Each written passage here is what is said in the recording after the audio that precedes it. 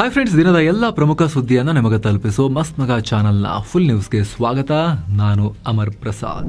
ಸ್ನೇಹಿತರೆ, middle East ಯುದ್ಧ ನಿರಂತರ 26ನೇ ದಿನ ಕೂಡ ಮುಂದುವರೆದಿದೆ. ಈಗ ಜಗತ್ತು ಅಸಲಿ ಪರಿಣಾಮಗಳನ್ನ ನೋಡ್ತಾ ಇದೆ. ತೈಲ ಬಿಕ್ಕಟ್ಟು, ಗ್ಯಾಸ್ ಕೊರತೆ, ಪವರ್ ಎಮರ್ಜೆನ್ಸಿ ಹೀಗೆ ನಾನಾ ಸಮಸ್ಯೆಗಳು ಒಂದೊಂದೇ ರಾಷ್ಟ್ರವನ್ನ ಮಲಗಿಸ್ತಾ ಇದಾವೆ. ಅದರಲ್ಲೂ ಭಾರತಕ್ಕೆ ಈ ಯುದ್ಧದ ಪರಿಣಾಮ ತುಂಬಾ ಜೋರಾಗೆ ಆಗ್ತಾ ಇದೆ. ಹೀಗಾಗಿ ಭಾರತ ಕಡೆಗೊಂದು ದೊಡ್ಡ ಹೆಜ್ಜೆ ಇಟ್ಟಿದೆ. ಅಧಿಕೃತವಾಗಿ ಭಾರತದ ನೌಕಾಪಡೆ ಆಪರೇಷನ್ ಶುರು ಮಾಡಿದೆ. ಭಾರತದ ಇಂಧನ ಭದ್ರತೆಯನ್ನ ಕಾಪಾಡೋಕೆ ಈಗ ಆಪರೇಷನ್ ಊರ್ಜಾ ಸುರಕ್ಷಾ ಅನ್ನೋ ಬೃಹತ್ ನೇವಲ್ ಆಪರೇಷನ್ ಲಾಂಚ್ ಮಾಡಲಾಗಿದೆ. ಸದ್ಯ ಜಗತ್ತಿನ ಅತಿ ಅಪಾಯಕಾರಿ ಸಮುದ್ರ ಮಾರ್ಗವಾಗಿ ಬದಲಾಗಿರೋ ಹಾರ್ಮುಜ್ ಜಲಸಂಧಿಯಲ್ಲಿ ನಮ್ಮ ನೌಕಾಪಡೆ ನುಗ್ಗಿದೆ. ಕನಿಷ್ಠ 5 ಫ್ರಂಟ್ ಲೈನ್ ವಾರ್ಶಿಪ್ ಗಳನ್ನ ನಿಯೋಜನೆ ಮಾಡಿದೆ. ಈಗ ಆಲ್ರೆಡಿ 40ಕ್ಕೂ ಅಧಿಕ ನೇವಿ ಹಡಗುಗಳು ಮಿಡಲ್ ಈಸ್ಟ್ ನಲ್ಲಿವೆ ಅಂತ ಹೇಳಿ ಮಾಹಿತಿ ಲಭ್ಯ ಆಗಿದೆ.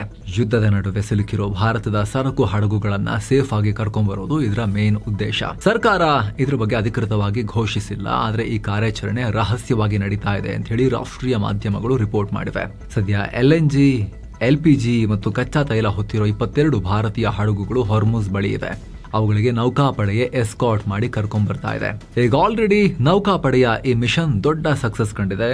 92,000 ಟನ್ LPG ಹೊತ್ತಿದ್ದ ಪೈನ್ ಗ್ಯಾಸ್ ಜಗ್ ವಸಂತ್ 2 ಬೃಹತ್ ನೌಕೆಗಳು ಯುದ್ಧ ನೌಕೆಗಳ ರಕ್ಷಣೆಯಲ್ಲಿ ಸ್ಟ್ರೇಟ್ ಆಫ್ ಹಾರ್ಮುಜ್ ದಾಟಿ ಭಾರತದ ಕಡೆಗೆ ಬರ್ತಾ ಇವೆ. ಇವು ಮಾರ್ಚ್ 26 ಅಥವಾ 27ರ ವೇಳೆಗೆ ಭಾರತದ ಪೋರ್ಟ್ ತಲುಪಲಿವೆ. ಈ ಕಾರ್ಯಾಚರಣೆ ಇನ್ನು ಜೋರಾಗಿ ನಡೆಯುತ್ತೆ.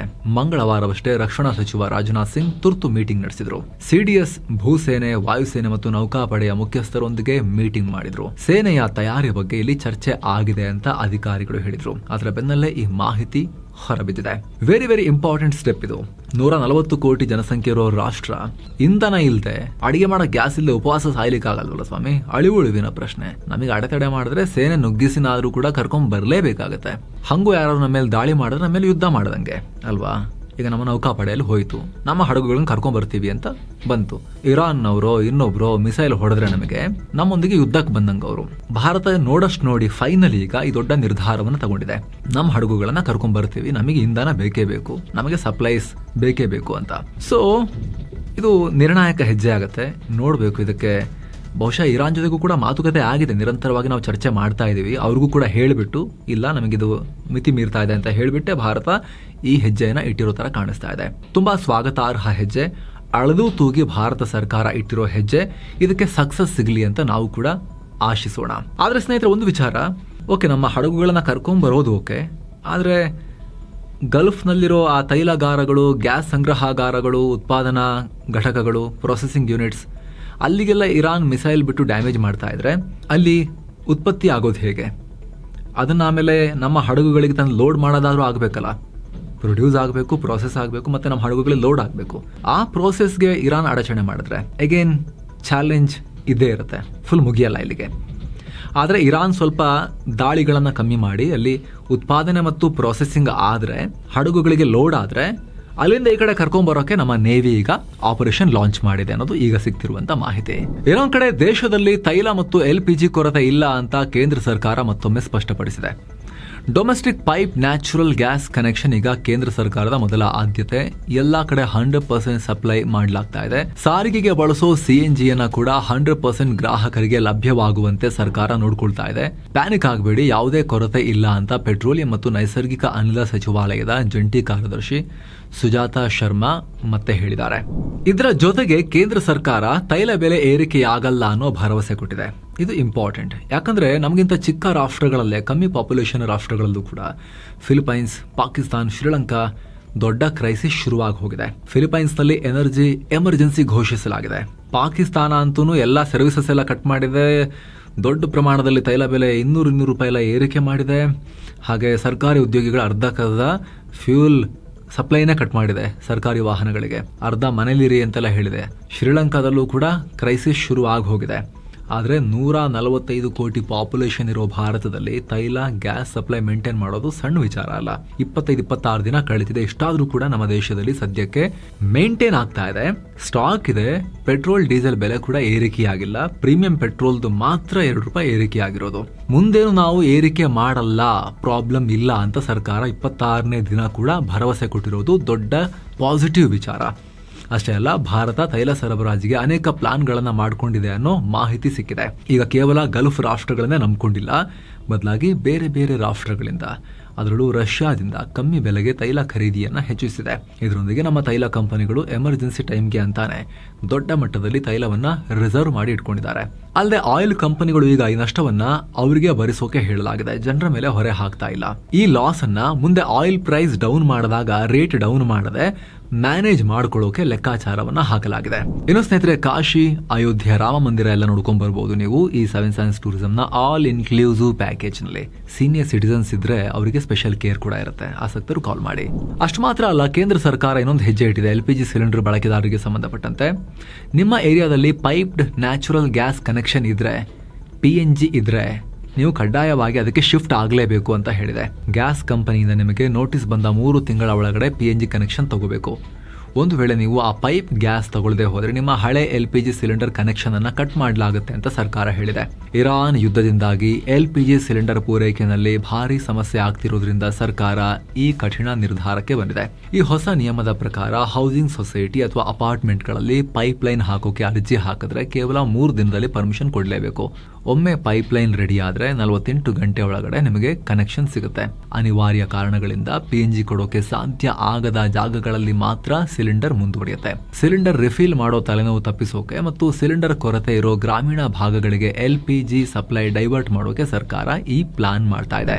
ಇನ್ನು ಈ ಯುದ್ಧ ಬಿಕ್ಕಟ್ಟಿನ ಬಗ್ಗೆ ಚರ್ಚೆ ನಡೆಸೋಕೆ ಕೇಂದ್ರ ಸರ್ಕಾರ ಸರ್ವ ಪಕ್ಷಗಳ ಸಭೆ ಮಾಡಿತು. ರಕ್ಷಣಾ ಮಂತ್ರಿ ರಾಜನಾಥ್ ಸಿಂಗ್ ಅಧ್ಯಕ್ಷತೆ ವಹಿಸಿದ್ರು. ಸುಮಾರು 1 ಗಂಟೆ 45 ನಿಮಿಷ ಮಾತುಕತೆ ನಡೆಯಿತು. ಈ ವೇಳೆ ದೇಶದ ಪರಿಸ್ಥಿತಿ ಬಗ್ಗೆ ವಿಪಕ್ಷಗಳಿಗೆ ತಿಳಿಸಲಾಗಿದೆ. ಸಿಚುವೇಶನ್ ನಮ್ಮ ಕಂಟ್ರೋಲ್ನಲ್ಲಿದೆ, ಇಲ್ಲಿ ಯಾವುದೇ ಪ್ಯಾನಿಕ್ ಆಗೋ ಅವಶ್ಯಕತೆ ಇಲ್ಲ, ನಮ್ಮ ಇಂಧನ ಭದ್ರತೆ ಸೆಕ್ಯೂರ್ ಆಗಿದೆ ಅಂತ ಸರ್ಕಾರ ಹೇಳಿದೆ. ಹಾಗೆ ಎಷ್ಟು ಹಡಗುಗಳು ಮಿಡಲ್ ಈಸ್ಟ್ ನಿಂದ ಇಲ್ಲಿಗೆ ಬರಬೇಕು, ಎಷ್ಟು ಬರ್ತಿವೆ, ಬಂದಾಗಿದೆ, ಇನ್ನೆಷ್ಟು ಬಾಕಿ ಇದೆ, ಎಲ್ಲ ಮಾಹಿತಿಯನ್ನ ವಿಪಕ್ಷಗಳಿಗೆ ಕೊಡಲಾಗಿದೆ ಅಥವಾ ಎಲ್ಲ ಪಕ್ಷಗಳಿಗೆ ಕೊಡಲಾಗಿದೆ. ಭಾರತಕ್ಕೆ ಇನ್ನೂ ಹೆಚ್ಚಿನ ಎನರ್ಜಿ ಸೋರ್ಸಸ್ ಬೇಕು. ಈಗ ಆಲ್ರೆಡಿ ಬೇರೆ ಬೇರೆ ರಾಷ್ಟ್ರಗಳೊಂದಿಗೆ ಮಾತುಕತೆ ಮಾಡ್ತಾ ಇದ್ದೀವಿ ಅಂತ ಸರ್ಕಾರ ಹೇಳಿದೆ. ಈ ವಿಚಾರದಲ್ಲಿ ಎಲ್ಲಾ ಪಕ್ಷಗಳು ಒಗ್ಗಟ್ಟಿನಿಂದ ನಮಗೆ ಬೆಂಬಲ ಕೊಟ್ಟಿದ್ದಾರೆ ಅಂತ ಕೂಡ ಕೇಂದ್ರ ಸಚಿವ ಕಿರಣ್ ರಿಜಿಜು ಹೇಳಿದ್ದಾರೆ. ಅಲ್ಲದೆ ಈ ಬಿಕ್ಕಟ್ಟಿಗೆ ಸಂಬಂಧಪಟ್ಟಂತೆ ವಿರೋಧ ಪಕ್ಷಗಳ ಎಲ್ಲ ಪ್ರಶ್ನೆಗಳಿಗೆ ಉತ್ತರ ಕೊಡಲಾಗಿದೆ ಅಂತಾನೂ ಹೇಳಿದ್ದಾರೆ. ಈ ಸಭೆಯಲ್ಲಿ ರಕ್ಷಣಾ ಮಂತ್ರಿ ರಾಜನಾಥ್ ಸಿಂಗ್, ವಿದೇಶಾಂಗ ಸಚಿವ ಎಸ್ ಜೈಶಂಕರ್, ಗೃಹ ಮಂತ್ರಿ ಅಮಿತ್ ಶಾ, ಪೆಟ್ರೋಲಿಯಂ ಮಂತ್ರಿ ಹರ್ದೀಪ್ ಸಿಂಗ್ ಪುರಿ, ಗೊಬ್ಬರ ಮಂತ್ರಿ JP ನಡ್ಡಾ, ಅಲ್ಪಸಂಖ್ಯಾತ ಖಾತೆ ಸಚಿವ ಕಿರಣ್ ರಿಜಿಜು, ವಿದೇಶಾಂಗ ಕಾರ್ಯದರ್ಶಿ ವಿಕ್ರಮ್ ಮಿಶ್ರಿ ಪಾಲ್ಗೊಂಡಿದ್ರು. Congress, BJD, JDU, CPI, Samajwadi party, LJP ಪಕ್ಷದ ಪ್ರತಿನಿಧಿಗಳು ಕೂಡ ಪಾಲ್ಗೊಂಡಿದ್ರು. ಪೂರ್ವ ನಿಗದಿಯ ಕಾರ್ಯಕ್ರಮ ಇದೆ ಅಂತ ಹೇಳಿ ರಾಹುಲ್ ಗಾಂಧಿ ಮೀಟಿಂಗಿಗೆ ಹೋಗಿರಲಿಲ್ಲ. ಮಮತಾ ಬ್ಯಾನರ್ಜಿ ಅವರ TMC ಕೂಡ ಗೈರು ಹಾಜರಾಗಿತ್ತು. ಇನ್ನು ಮೀಟಿಂಗ್ ನಲ್ಲಿ ಜೈಶಂಕರ್ ಅವರಿಗೆ ವಿಪಕ್ಷಗಳೊಂದು ಪ್ರಶ್ನೆ ಕೇಳಿದ್ರು. ಈ ಕದನದಲ್ಲಿ ಶಾಂತಿ ಮಾತುಕತೆಗೆ ಪಾಕಿಸ್ತಾನ ಮಧ್ಯಸ್ಥಿಕೆ ವಹಿಸ್ತಾ ಇದೆ, ಭಾರತ ಏನ್ ಮಾಡ್ತಿದೆ ಅಂತ ಹೇಳಿ ಪ್ರಶ್ನೆ ಕೇಳಲಾಯಿತು. ಅದಕ್ಕೆ ಜೈಶಂಕರ್ ಖಾರವಾಗಿ ಪ್ರತಿಕ್ರಿಯೆ ಕೊಟ್ಟಿದ್ದಾರೆ. ನಾವು ದಲ್ಲಾಳಿ ರಾಷ್ಟ್ರ ಆಗಕ್ಕಾಗಲ್ಲ. ಪಾಕಿಸ್ತಾನ 1981ರಿಂದ ಅಮೆರಿಕಗೆ ಯೂಸ್ ಆಗ್ತಾ ಇದೆ, ಬಳಕೆ ಆಗ್ತಿದೆ ಅಂತ ಹೇಳಿದ್ದಾರೆ. ಅಲ್ಲದೆ ಮೋದಿ ಟ್ರಂಪ್ ಅವರು ಕಾಲ್ ಮಾಡಿದಾಗ ಈ ಯುದ್ಧ ಎಂಡ್ ಆಗಬೇಕು ಅಂತ ಹೇಳಿದ್ದಾರೆ ಅಂತಲೂ ಜೈಶಂಕರ್ ಮಾಹಿತಿ ಕೊಟ್ಟಿದ್ದಾರೆ. ಏನು ಇಸ್ರೇಲ್ ಇರಾನ್ ಮೇಲೆ ದಾಳಿಯನ್ನ ತೀವ್ರಗೊಳಿಸಿದೆ. ಇರಾನ್ನ ಇಸ್ಫಹಾನ್ ನಲ್ಲಿರೋ ರಹಸ್ಯ ಸಬ್ಮರೀನ್ ತಯಾರಿಕಾ ಕೇಂದ್ರದ ಮೇಲೆ ಇಸ್ರೇಲ್ ದಾಳಿ ಮಾಡಿದೆ.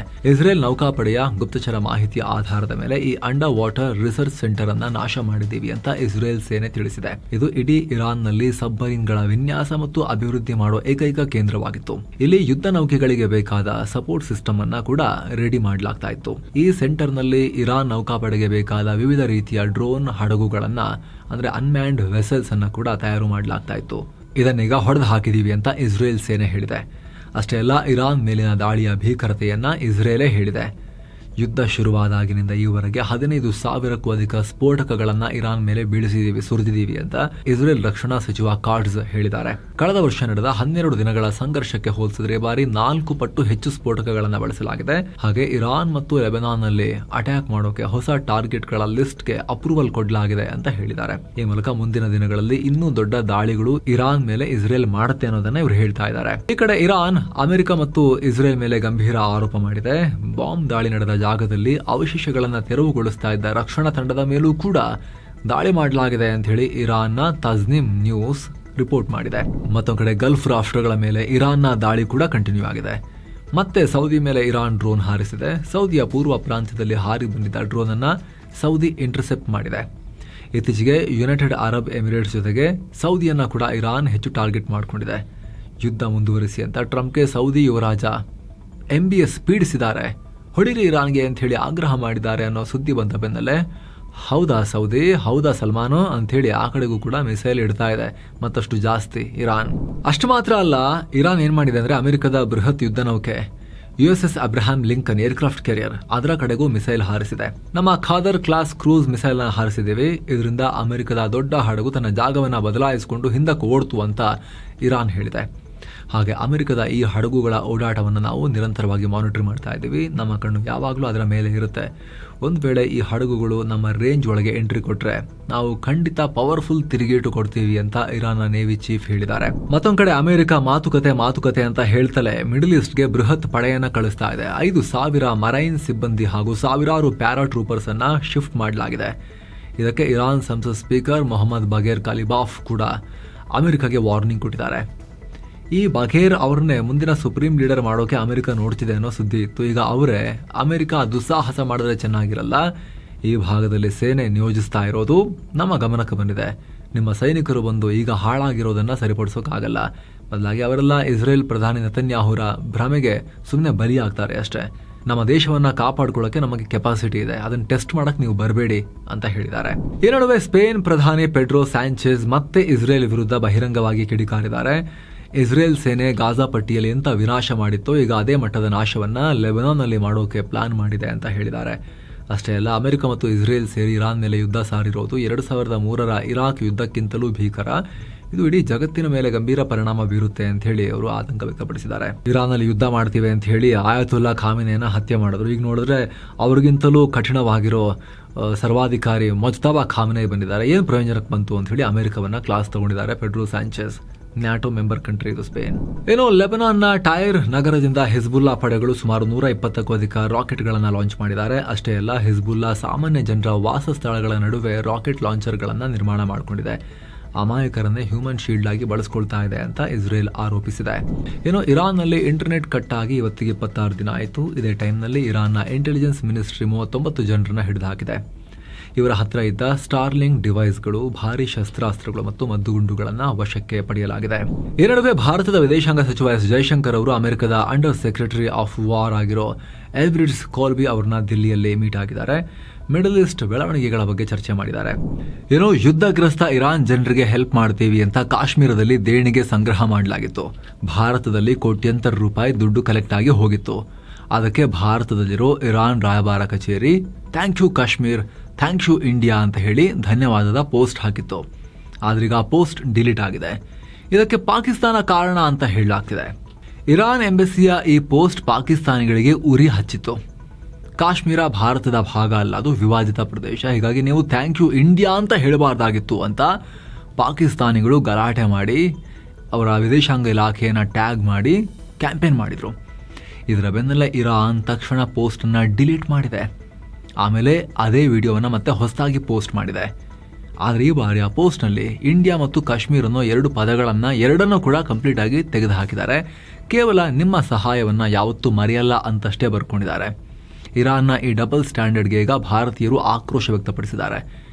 ಕಷ್ಟದ ಟೈಮ್ನಲ್ಲಿ ಭಾರತೀಯರ ಬೆವರ ಹರಿಸಿ ದುಡಿದಿರೋ ದುಡ್ಡನ್ನು ನಿಮಗೆ ಕೊಟ್ಟಿದ್ದೀವಿ, ನೀವೀಗ ಪಾಕಿಸ್ತಾನದವ್ರಿಗೆ ಬಗ್ಗುಬಿಟ್ಟು ಕಾಶ್ಮೀರ ಇಂಡಿಯಾ ಎರಡೂ ತೆಗಿತೀರಾ, ನಿಮಗೊಂದು ಪೈಸೆ ಕೊಡಬಾರ್ದಾಗಿತ್ತು ಅಂತ ಹೇಳಿ ಆಕ್ರೋಶ ವ್ಯಕ್ತಪಡಿಸ್ತಾ ಇದ್ದಾರೆ. ಏನೋ ಮಹತ್ವದ ಬೆಳವಣಿಗೆಯಲ್ಲಿ ಕೇಂದ್ರ ಸರ್ಕಾರ ಈಗ ಉಡಾನ್ 2.0 ಯೋಜನೆಗೆ 28,840 ಕೋಟಿ ರೂಪಾಯಿನ ಬೃಹತ್ ಫಂಡಿಂಗ್ ಅನ್ನು ಮಂಜೂರು ಮಾಡಿದೆ. ಮುಂದಿನ 10 ವರ್ಷಗಳ ಕಾಲ ಇದನ್ನು ಇಂಪ್ಲಿಮೆಂಟ್ ಮಾಡಬೇಕು. ಇದರ ಅಡಿಯಲ್ಲಿ 100 ಹೊಸ ಏರ್ಪೋರ್ಟ್ಗಳನ್ನು ಮಾಡಲಾಗುತ್ತೆ, ಅಂದರೆ ಅಪ್ಗ್ರೇಡೇಷನ್ ಎಲ್ಲ ಸೇರಿ. ವಿಶೇಷ ಅಂದರೆ ಗುಡ್ಡಗಾಡು ಮತ್ತು ದ್ವೀಪ ಪ್ರದೇಶಗಳ ಕನೆಕ್ಟಿವಿಟಿಗಾಗಿ 200 ಮಾಡರ್ನ್ ಹೆಲಿಪ್ಯಾಡ್ಗಳನ್ನು 15 ಕೋಟಿ ರೂಪಾಯಿ ಪ್ರತಿ ಹೆಲಿಕಾಪ್ಟರ್ ಆ ವೆಚ್ಚದಲ್ಲಿ ನಿರ್ಮಾಣ ಮಾಡಲಾಗುತ್ತೆ. ಇದರಿಂದ ತುರ್ತು ಚಿಕಿತ್ಸೆ ಮತ್ತು ಹೆಲ್ತ್ ಕೇರ್ ಸೇವೆಗಳು ದುರ್ಗಮ ಪ್ರದೇಶದ ಜನರಿಗೂ ಸಿಗುತ್ತೆ ಅಂತ ಸರ್ಕಾರ ಹೇಳಿದೆ.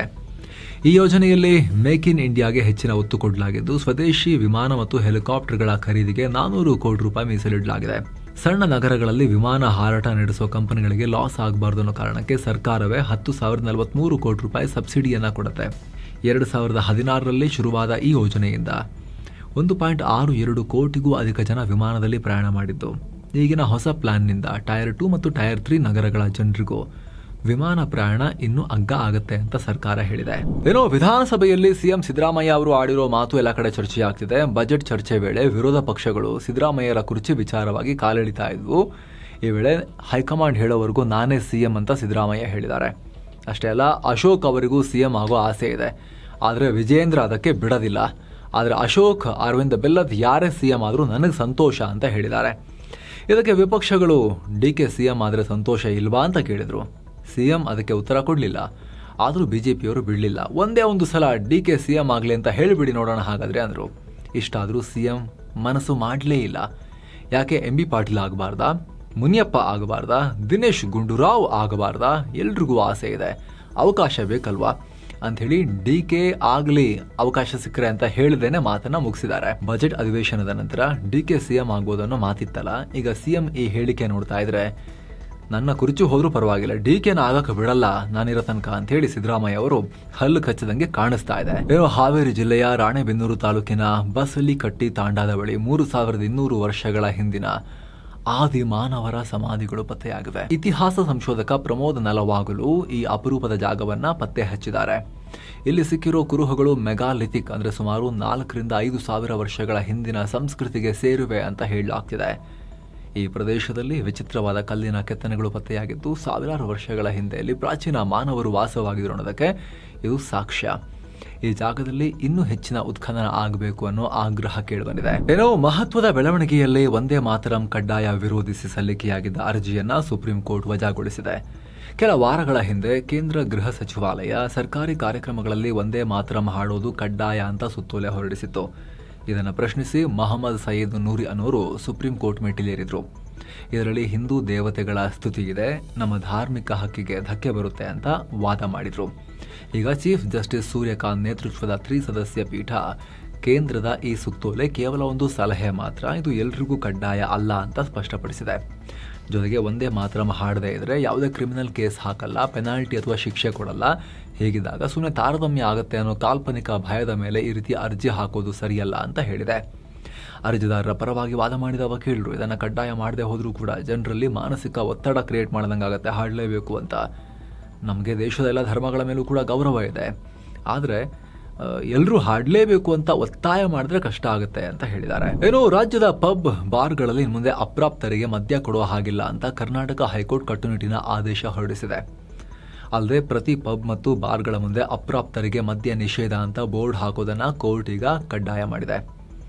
ಸಮಾಜದ ಹಿತದೃಷ್ಟಿಯಿಂದ ಇದು ಅತ್ಯಗತ್ಯ ಅಂತ ಕೋರ್ಟ್ ಅಭಿಪ್ರಾಯಪಟ್ಟಿದೆ. ಅಲ್ಲದೆ ಮದ್ಯಪಾನ ಮಾಡೋಕೆ ಬರೋ ಕಸ್ಟಮರ್ಸ್ ವಯಸ್ಸನ್ನ ID ಕಾರ್ಡ್ ಮೂಲಕ ಕಡ್ಡಾಯವಾಗಿ ಚೆಕ್ ಮಾಡಲೇಬೇಕು ಅಂತ ಕೋರ್ಟ್ ಹೇಳಿದೆ. ಒಂದು ವೇಳೆ ಅಪ್ರಾಪ್ತರಿಗೆ ಏನಾದ್ರೂ ಮದ್ಯ ಕೊಟ್ಟರೆ ಅದಕ್ಕೆ ನೇರವಾಗಿ ಪಬ್ ಅಥವಾ ಬಾರ್ ಮಾಲೀಕರನ್ನೇ ಸಂಪೂರ್ಣ ಹೊಣೆ ಮಾಡಲಾಗುತ್ತೆ ಅಂತ ಎಚ್ಚರಿಕೆ ಕೊಟ್ಟಿದೆ. ಹಾಗಂತ ಇನ್ಮೇಲೆ ಬಾರ್ ಪಬ್ಬಿಗೆ ಎಣ್ಣೆ ಹಾಕಕ್ಕೆ ಹೋಗೋರಿಗೆಲ್ಲ ID ಕಾರ್ಡ್ ನೆತಾಕೊಂಡು ಹೋಗಬೇಕು ಅಂತ ಪರಿಸ್ಥಿತಿ ಬಂತ ಅಂತ ಹೇಳಿ ಗಾಬರಿ ಆಗ್ಬೋದು ಕೆಲವರು. ಆದರೆ ಬಹುತೇಕ ಸ್ನೇಹಿತರೆ ಮೇಲ್ನೋಟಕ್ಕೆ ಗೊತ್ತಾಗುತ್ತಲ್ಲ ಚಿಕ್ಕ ವಯಸ್ಸಿನ ಮಕ್ಕಳು ಹುಡುಗರು ಅಂತ ಹೇಳಿ, ಅಥವಾ ಹದಿಹರೆಯ ಅಂತ ಗೊತ್ತಾಗುತ್ತಲ್ವಾ, ಅವಾಗ ಬಹುಶಃ ಅವರು ಕೇಳಿ ವೆರಿಫೈ ಮಾಡ್ಕೊಂಡ್ರೆ ಸಾಕಾಗುತ್ತೆ ಅಂತ ಕಾಣುತ್ತೆ.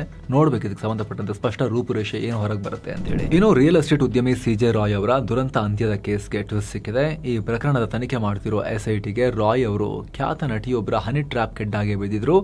ನಟಿ ರಾಯ್ ಅವರಿಂದ ಹಣಕ್ಕೆ ಡಿಮಾಂಡ್ ಮಾಡ್ತಿದ್ರು ಅಂತ ಸುದ್ದಿಯಾಗಿದೆ. ಈ ಬಗ್ಗೆ ತನಿಖಾ ತಂಡಕ್ಕೆ ಸಾಕ್ಷ್ಯಗಳು ಲಭ್ಯ ಆಗಿದೆ ಅನ್ನೋ ಮಾಹಿತಿ ಇದೆ. ಸದ್ಯ ಇವರ ಕೊನೆ ಕ್ಷಣದ ಮಾನಸಿಕ ಸ್ಥಿತಿ ಹೇಗಿತ್ತು ಮತ್ತು ಅವರು ಯಾವ ರೀತಿ ಪ್ರೆಷರ್ನಲ್ಲಿ ಇದ್ರು ಅನ್ನೋದನ್ನ ಪತ್ತೆ ಹಚ್ಚೋಕೆ ಪೊಲೀಸರು ಈಗ ನಿಮ್ಹಾನ್ಸ್ ವೈದ್ಯರ ಸೈಕಲಾಜಿಕಲ್ ರಿಪೋರ್ಟ್ಗಾಗಿ ಕಾಯ್ತಾ ಇದ್ದಾರೆ.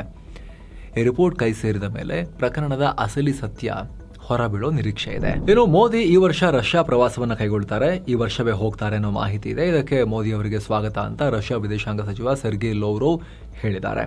ಟೈಮ್ ಇನ್ನಷ್ಟೇ ಕನ್ಫರ್ಮ್ ಆಗಬೇಕು. ಇನ್ನು ಕಾಂಗ್ರೆಸ್ ನಾಯಕಿ ಸೋನಿಯಾ ಗಾಂಧಿ ಅನಾರೋಗ್ಯ ಕಾರಣದಿಂದ ದಿಲ್ಲಿಯ ಗಂಗಾರಾಮ್ ಹಾಸ್ಪಿಟಲ್ಗೆ ದಾಖಲಾಗಿದ್ದಾರೆ. ಹೊಟ್ಟೆ ಮತ್ತು ಮೂತ್ರನಾಳದ ಸೋಂಕು ಕಾಣಿಸಿಕೊಂಡಿದೆ ಅಂತ ಮಾಹಿತಿ.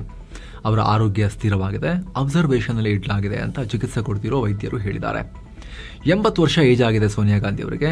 ಇದೇ ವರ್ಷದ ಜನವರಿಯಲ್ಲಿ ಉಸಿರಾಟದ ಸಮಸ್ಯೆ ಕೂಡ ಕಾಣಿಸಿಕೊಂಡಿತ್ತು. ಏನೋ ದೇಶದಲ್ಲಿ ಸದ್ಯ 1300 IAS ಹಾಗೂ 505 IPS ಹುದ್ದೆಗಳು ಖಾಲಿ ಇವೆ ಅಂತ ಕೇಂದ್ರ ಸಚಿವ ಜಿತೇಂದ್ರ ಸಿಂಗ್ ಲೋಕಸಭೆಯಲ್ಲಿ ಮಾಹಿತಿ ಕೊಟ್ಟಿದ್ದಾರೆ. ದೇಶಾದ್ಯಂತ ಒಟ್ಟು 6877 IAS ಪೋಸ್ಟ್ಗಳು ಮಂಜೂರಾಗಿವೆ. 1300 ಹುದ್ದೆಗಳು ವೇಕೆಂಟ್ ಇವೆ. IPSನಲ್ಲಿ 5099 ಪೋಸ್ಟ್ಗಳ ಪೈಕಿ 505 IPS ಹುದ್ದೆಗಳು ಖಾಲಿ ಇವೆ. ಇದರೊಂದಿಗೆ ಇಂಡಿಯನ್ ಫಾರೆಸ್ಟ್ ಸರ್ವಿಸ್ ಅಲ್ಲೂ ಕೂಡ ಒಟ್ಟು 1029 ಪೋಸ್ಟ್ಗಳು ಖಾಲಿ ಇವೆ ಅಂತ ಸರ್ಕಾರ ಮಾಹಿತಿ ಕೊಟ್ಟಿದೆ. ಏನೋ ದೇಶದಲ್ಲಿ ಮತ್ತೊಂದು ರಾಜ್ಯ ಕೂಡ ಈಗ ಏಕರೂಪ ನಾಗರಿಕ ಸಂಹಿತೆ ಅಂದ್ರೆ UCC ಜಾರಿಗೆ ತರ್ತಾ ಇದೆ. ಗುಜರಾತ್ ಅಸೆಂಬ್ಲಿಯಲ್ಲಿ UCC ಬಿಲ್ ಪಾಸ್ ಆಗಿದೆ. 7.5 ಗಂಟೆಗಳ ಸುದೀರ್ಘ ಚರ್ಚೆ ನಂತರ ಗುಜರಾತ್ ಈ ಮಸೂದೆ ಜಾರಿಗೆ ತಂದ ದೇಶದ 2ನೇ ರಾಜ್ಯ ಅಂತ ಕರೆಸ್ಕೊಂಡಿದೆ. ಗೋವಾದಲ್ಲಿ ಮೊದಲೇ ಇತ್ತು, ರೀಸೆಂಟ್ ಆಗಿ ಉತ್ತರಾಖಂಡ್ ಕೂಡ ಇದನ್ನ ಜಾರಿಗೆ ತಂದಿತ್ತು. ಈಗ ಗುಜರಾತ್ ಸರದಿ. ಇನ್ನು ಈ ಹೊಸ ಬಿಲ್ ಪ್ರಕಾರ ಧರ್ಮ ಯಾವುದೇ ಇದ್ರೂ ಮದುವೆ, ವಿಚ್ಛೇದನ, ಆಸ್ತಿ ಹಕ್ಕು ಮತ್ತು ಲಿವ್ ಇನ್ ರಿಲೇಶನ್ಶಿಪ್ಗಳಿಗೆ ಎಲ್ರಿಗೂ ಒಂದೇ ರೀತಿಯ ಕಾನೂನು ಅನ್ವಯ ಆಗುತ್ತೆ.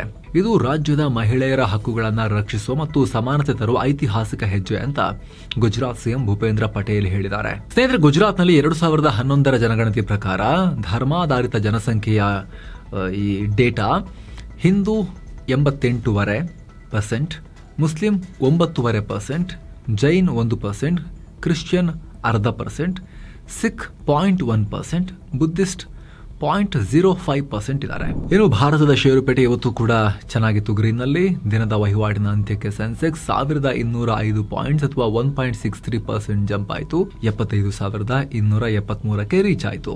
ನಿಫ್ಟಿ 394 ಪಾಯಿಂಟ್ಸ್ ಅಥವಾ 1.72% ಜಂಪ್ ಆಗಿ 23,306ಕ್ಕೆ ತಲುಪಿತು. ಇತ್ತ BSE ಮಿಡ್ ಕ್ಯಾಪ್ ಮತ್ತು ಸ್ಮಾಲ್ ಕ್ಯಾಪ್ ಇಂಡೆಕ್ಸ್ 2% ಏರಿಕೆ ಕಂಡಿವೆ.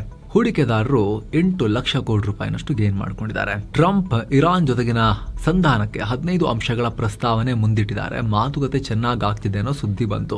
ಇದರಿಂದ ಜಾಗತಿಕ ಮಾರುಕಟ್ಟೆಯಲ್ಲಿ ಇದೊಂದು ಪಾಸಿಟಿವ್ ಸಂಗತಿ ಇದು ಅಂತ ಹೇಳಿ ಮೊಮೆಂಟಮ್ ಕ್ರಿಯೇಟ್ ಆಯಿತು. ಇನ್ನು ಕ್ರೂಡ್ ಆಯಿಲ್ ಕೂಡ ಕಳೆದ ಒಂದು ದಿನದಿಂದ ಆಲ್ಮೋಸ್ಟ್ $100 ಒಳಗೆ ಹೊಯ್ದಾಡ್ತಾ ಇದೆ. ಫುಲ್ ನ್ಯೂಸ್ ರೆಕಾರ್ಡ್ ಆಗೋ ಟೈಮ್ನಲ್ಲೂ ಕೂಡ $94 ಇತ್ತು.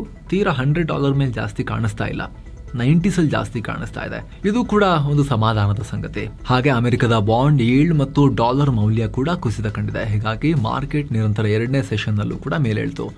ಇನ್ನು ಟೆಕ್ ಮಹೀಂದ್ರ, ಪವರ್ ಗ್ರಿಡ್ ಮತ್ತು TCS ರೆಡ್ನಲ್ಲಿದ್ವು. ಇತ್ತ Titan, UltraTech cement, Larsen and Toubro, Bajaj finance ಗ್ರೀನ್ನಲ್ಲಿದ್ವು.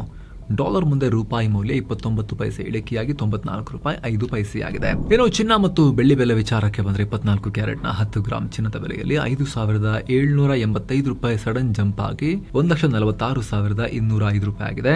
22 ಕ್ಯಾರೆಟ್ನ 10 gram ಚಿನ್ನದ ಬೆಲೆಯಲ್ಲಿ $5,295 ಹೆಚ್ಚಾಗಿ $1,33,920 ಆಗಿದೆ. 1 ಕೆಜಿ ಬೆಳ್ಳಿ ಬೆಲೆಯಲ್ಲಿ $10,269 ಹೆಚ್ಚಾಗಿ $2,34,814 ಆಗಿದೆ. ಸೊ ಫ್ರೆಂಡ್ಸ್, ಇದಾಗಿತ್ತು ಇವತ್ತಿನ ಫುಲ್ ನ್ಯೂಸ್. ನಾವು ಕುಯ್ದಿಲ್ಲ, ಏಳದಿಲ್ಲ, ಕಿರ್ಚಾಡಿಲ್ಲ, ಬರೀ ಸುದ್ದಿಯ ರೀತಿಯಲ್ಲಿ ತಲುಪಿಸೋ ಪ್ರಯತ್ನ ಮಾಡಿದ್ದೇವೆ. ನಿಮಗಿದು ಇಷ್ಟ ಆಗ್ತಾ ಇದ್ರೆ ನೀವು ವಿಡಿಯೋ ಕೆಳಗಿರೋ ಜಾಯಿನ್ ಬಟನ್ ಮೂಲಕ ಮಸ್ಮಗ ಪ್ರೀಮಿಯಂ ಮೆಂಬರ್ ಆಗೋದನ್ನ ಕನ್ಸಿಡರ್ ಮಾಡಬಹುದು. ಆಸಕ್ತರು ಚೆಕ್ ಮಾಡಿ. ಮತ್ತೆ ಭೇಟಿ ಆಗ್ತಿರೋಣ ಸ್ನೇಹಿತರೆ. ನಮಸ್ತೆ.